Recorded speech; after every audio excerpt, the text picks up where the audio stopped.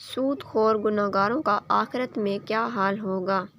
اسلام نے جن چیزوں کو بڑی سختی سے حرام اور ممنوع قرار دیا ہے ان میں ایک سود بھی ہے۔ اس لیے اللہ تعالیٰ نے سود خوروں کو اتنے شدید ترین الفاظ میں متنبہ کیا ہے کہ اہل شرک کے علاوہ کسی دوسرے گناہ کے مرتکب کے لیے ایسے الفاظ قرآن مجید میں استعمال نہیں ہوئے۔ اے ایمان والو، خدا سے ڈرو اور جو کچھ تمہارا سود لوگوں پر باقی رہ گیا ہے اسے چھوڑ دو اگر واقعی تم ایمان لائے ہو، لیکن اگر تم نے ایسا نہ کیا تو آگاہ ہو جاؤ کہ اللہ اور اس کے رسول کی طرف سے تمہارے خلاف اعلان جنگ ہے۔ سود خور جس طرح ایک ایک پائی کی خاطر اللہ تعالیٰ اور اس کی مخلوق کے حقوق بھول رہا ہوتا ہے، ہفتوں اور مہینوں کے حساب سے مال بڑھانے میں مشغول ہوتا ہے، اسے قریبی سے قریبی تعلق کا لحاظ نہیں ہوتا۔ جو لوگ سود کھاتے ہیں وہ قیامت میں اٹھیں گے جیسے شیطان نے چھوڑ کر پاگل بنا دیا ہو۔ یہ اس لیے ہوگا کہ انہوں نے کہا تھا کہ بیع بھی تو سود ہی کی طرح ہوتی ہے، حالانکہ اللہ نے بیع کو حلال کیا ہے اور سود کو حرام قرار دیا ہے۔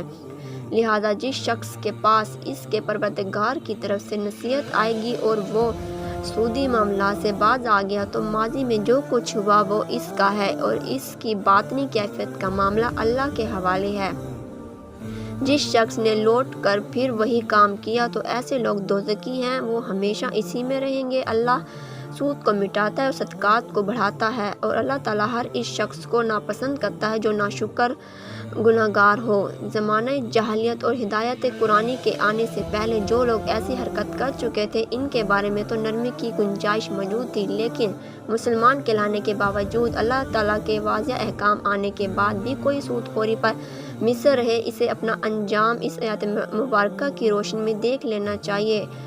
رسول صلی اللہ علیہ وسلم کی عادت مبارک تھی کہ نماز فجر کے بعد صحابہ اکرام سے ان کے خواب دریافت کیا کرتے تھے۔ اسی طرح ایک موقع پر آپ صلی اللہ علیہ وسلم نے خود اپنا ایک خواب بیان کرتے ہوئے ارشاد فرمایا، آج رات میرے پاس 2 فرشتے آئے اور انہوں نے مجھے اٹھایا اور کہا ہمارے ساتھ چلیے، چنانچہ ہم چل پڑے۔ پھر آپ نے چند مناظر کا ذکر کر کے فرمایا، بالآخر ہم ایک دریا پر پہنچے جس کا پانی خون جیسا سرخ تھا۔ دریا میں ایک آدمی تیر رہا تھا اور کنارے پر ایک آدمی موجود تھا جس نے اپنے پاس بہت سارے پتھر اکٹھے کر رکھے تھے۔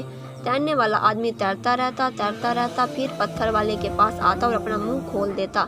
وہ شخص کھینچ کر ایسا پتھر مارتا کہ اس کے منہ میں داخل ہو کر اس کا لقمہ بن جاتا۔ وہ بھاگ کر دور چلا جاتا اور تیرتا رہتا، لیکن گھوم پھر کر اس کے پاس دوبارہ پہنچ جاتا اور اپنا منہ کھول دیتا۔ پتھر والا اس کے منہ پر اسی طرح پتھر مارتا۔ میں نے دونوں فرشتوں سے کہا، آج رات میں نے کئی عجیب و غریب مناظر دیکھے ہیں، ان کی حقیقت کیا ہے؟ تو انہوں نے مجھے بتایا، جو آدمی آپ نے دیکھا وہ تیرتا رہتا تھا اور اس کے منہ پر پتھر مارے جا رہے تھے، وہ سود خور تھا۔ واضح رہے کہ انبیاء کے خواب بھی وحی الہی کا ایک حصہ ہوتے ہیں جو شریعت میں اسی طرح دلیل ہے جسی طرح دیگر احکام الہی۔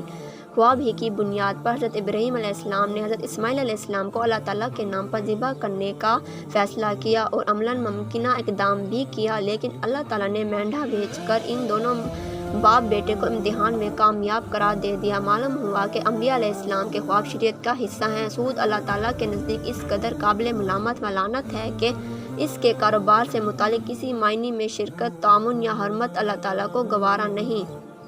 رسول صلی اللہ علیہ وسلم نے ارشاد فرمایا، اللہ تعالیٰ نے لعنت کی ہے سود کھانے والے، سود کھلانے والے پر، اس کے دونوں گواہوں پر اور سودی معاملہ لکھنے والے پر، اور فرمایا سب برابر ہیں۔